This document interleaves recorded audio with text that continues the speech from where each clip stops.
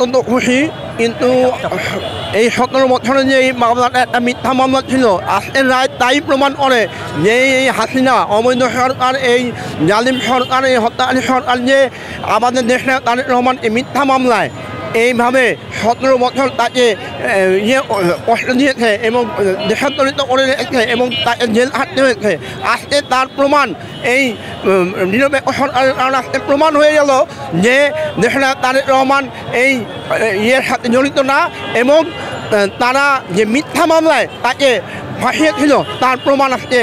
দেশবাসী জানতে পারলো। আমাদের পদক্ষেপ, আমরা দেশের তারেক রহমানের নির্দেশনায় রাজপথে আছি এবং এই সরকারকে সহযোগিতা করার জন্য সার্বিকভাবে আমরা মানে আমাদের দেশের তারেক রহমান যেভাবে নির্দেশনা দিচ্ছে আমরা সেভাবে করছি। আর আমাদের দেশের তারেক রহমান তার, আপনারা জানেন তার মামলা এখনও আরও কিছু মামলা আছে, সেই মামলাগুলোর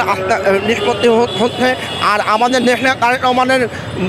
বক্তব্য হচ্ছে যতক্ষণ পর্যন্ত আমাদের নেতাকর্মীদের একটি মামলাও না শেষ হবে, দেশের তারেক রহমান তার নিজে বাংলাদেশে আসবেন না, এবং সে আমাদের আগে মামলার শেষ হওয়ার পরেই সে তার মামলার শেষ করার জন্য বলছে। তো সেই ক্ষেত্রে আমরা এখনও চাই আমাদের দেশের তারেক রহমান দেশে আসুক এবং তাকে আনার জন্য আমরা প্রস্তুত আছি, এবং আইনি জটিলতা যখনই শেষ হবে ইনশাআল্লাহ দেশের তারেক রহমান দেশে ফিরে আসবে।